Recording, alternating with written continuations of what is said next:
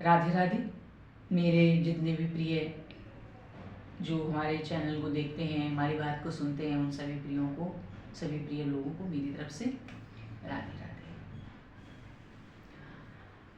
आज हमारा जो बोलने का टॉपिक है वो पाकिस्तान के ऊपर ही है। जैसे कि हम सभी लोग देख रहे हैं आजकल न्यूज़पेपर हैं, गूगल में भी जब न्यूज़ देखते हैं, मतलब कहीं से भी कुछ भी बात होती है तो पाकिस्तान वालों को हिंदुस्तान का दिखाया जाता है, हिंदुस्तान वालों को पाकिस्तान का दिखाया जाता है। तो हम बहुत देख रहे हैं कि पाकिस्तान से कोई ना कोई कुछ कहता ही रहता है, भारत के लिए कोई ना कोई कुछ कहता ही रहता है। अभी जैसे कि एक पाकिस्तान के ही हैं बिलावल भुट्टो जी। तो बिलावल भुट्टो अपनी जनता को, भारत की जनता के खिलाफ, भारत के खिलाफ कैसे भड़का रहे हैं, है ना। स्पीच दे रहे हैं, वहां पर खड़े होकर माइक पर बोल रहे हैं। क्या कह रहे हैं कि सिंधु हमारा है, या तो उनका मतलब भारतवासियों का खून बहेगा या फिर सिंधु में पानी बहेगा। तो बिलावल भुट्टो, हम आपसे ये कहना चाहते हैं कि सिंधु आपका कैसे हो गया, क्योंकि सिंध तो हिंद की पहचान है, हिंदुस्तान की पहचान है सिंधु, पाकिस्तान की पहचान नहीं है। तो फिर सिंधु आपकी कैसे हो गई? वो तो भारत की है, जो आपके ऊपर अभी तक रहमो करम करते रहे। हिंदू आपको भूखे ना मर जाएं, प्यासे ना मर जाएं, बराबर हिंदुस्तान आपको पानी देता रहा कि उपज होगी, पानी पीने के लिए मिलेगा।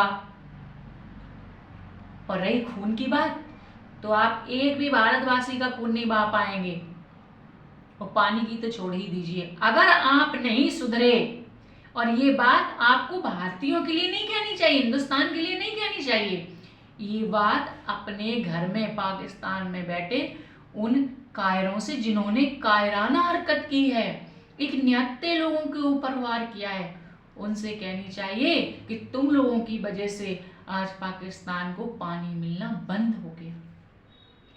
अपनी गलती नहीं देख रहे हैं आप, अपनी भी तो देखिए। भारत ने आज तक कुछ नहीं किया। भारत को पता है कि पाकिस्तान प्यासा मर जाएगा, लेकिन इसके बाद भी आप नहीं मान रहे। तो देखिए, बड़ा भाई कैसा भी हो, कठोर तो कहीं ना कहीं कभी तो कभी होता ही है। आप तो फिर भारत को दुश्मन मानते हैं। भारत तो आपको अपना भाई मानता है, लेकिन आप भारत को दुश्मन मानते हैं, भारतीयों को दुश्मन मानते हैं, तभी तो आप गोलियां चलवा रहे हैं। और हम आपसे एक चीज और कहना चाहेंगे कि शायद आप ये बात भूल गए। कौन सी? कि जिन आतंकवादियों ने ये आतंकवाद जितना भारत के लिए जहर का काम कर रहा है ना, उतना आपके जीवन में भी इसने जहर घोला है। आप शायद भूल गए, जिन आतंकवादियों के लिए आप कसीदे पढ़ रहे हैं, जिनके सम्मान में आप फूल मालाएं चढ़ा रहे हैं, उन्हीं आतंकवादियों ने आपकी मम्मी को, आपकी मां को, आपकी अम्मी को कितनी बेरहमी से मारा था, कैसे गोलियों से भून दिया था, आपको याद है? बिलावल भुट्टो, बेनजीर भुट्टो को कैसे मारा था, भूल गए आप? आप तो पढ़ते थे ना उस समय विदेश में। तो एक बेटा अपनी मां के हत्यारों के लिए उनके कसीदे पढ़ रहा है, कितनी गलत बात है। और जो अपनी मां का नहीं हुआ, वो अपने देश का कैसे हो सकता है, अपने देश की जनता का कैसे हो सकता है? ये बात आप बताइए। तो ऐसा नहीं कीजिए। हो सकता है आपकी कोई मजबूरी हो, तो आप इस मामले में उनके कसीदे नहीं पढ़िए, चुप रहिए,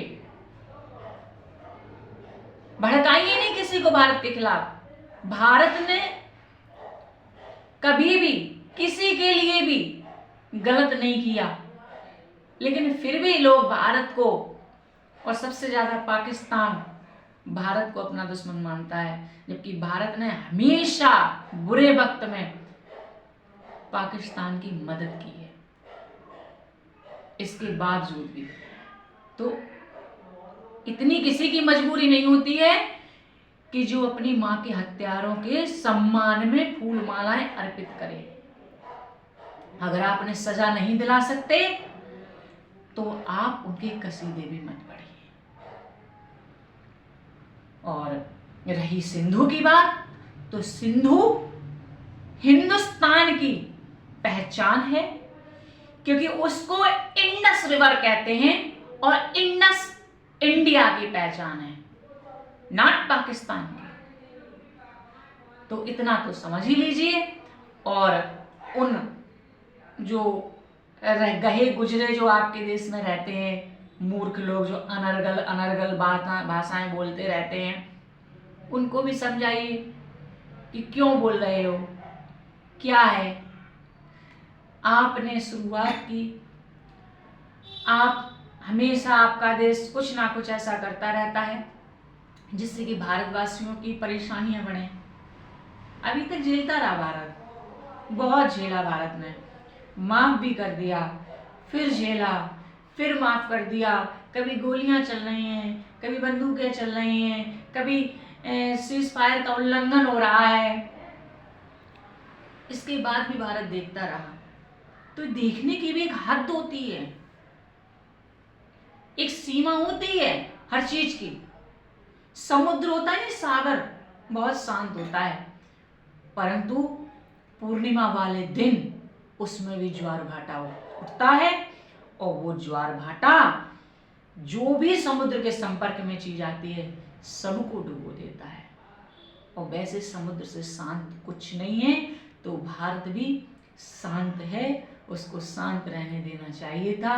आप ये समझ लीजिए कि अब देखिए, भारत कभी बेगुनाहों को नहीं मारता है। भारत के लोग, भारत की सेना कभी बेगुनाहों पर कोई कार्य नहीं करती है जैसे आप लोग करते हैं, लेकिन गुनहगारों को छोड़ती भी नहीं है। और ये नया भारत है, ये मोदी जी हैं, ये आपको नहीं छोड़ेंगे, बिल्कुल भी नहीं छोड़ेंगे उन आतंकवादियों को जिन्होंने निहत्थे लोगों को इतनी बेरहमी से मारा।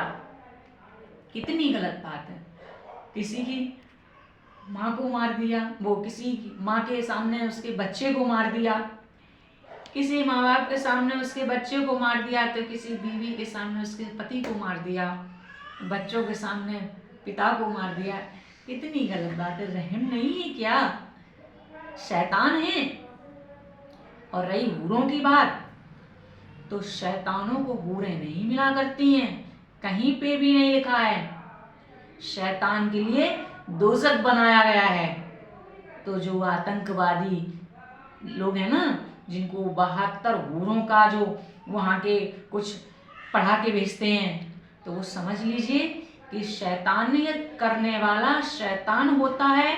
और शैतान के लिए उस ईश्वर ने, उस अल्लाह ने, उस गॉड ने, उस रब ने एक ही चीज बनाई है, दोज़ख की आग। उसी में जलोगे और जलते रहोगे और कई युगों तक उसी में बराबर जलोगे। ये आप बहुत अच्छे से समझ लीजिए, इसमें कोई दो राय नहीं है। अपने बच्चों के लिए आप विदेशों में भेज देते हैं पढ़ने के लिए, दूसरे के बच्चों को भड़काते हैं, कश्मीरियों को भड़काते हैं, उन्हें पैसे का वो देते हैं, फिर उनसे आतंकवादी गतिविधियां कराते हैं। ये आतंकवादी आका जो हैं, वो भी तो किसी के बच्चे हैं, उन्हें जीने का अधिकार नहीं है क्या? उनको भी जीने का अधिकार है। तो आप लोग अपने कर्म सुधार लो, जिससे कि हो सकता है कि जन्नत मिल जाए। 72 हूरें नहीं, क्या पता उनकी चप्पलें मिल जाए। नहीं, यहाँ ये काम करने से न तो 72 हूरें मिली और न उनकी चप्पलें मिली हैं। उसके और बस इतना ही ज्यादा से ज्यादा कहेंगे कि पाकिस्तान अपनी घटिया हरकतों से बाज आए, वहाँ के जितने भी नेता हैं अनर्गल भाषा बोलने बंद कर दें। और बिलावल भुट्टो से तो हमारा खास तौर से ये कहना है कि आप अपनी माँ के हत्यारों के कसीदे मत पढ़िए। बस इसी के साथ हम राधे राधे कहेंगे और अपने शब्दों को विराम देंगे। राधे राधे।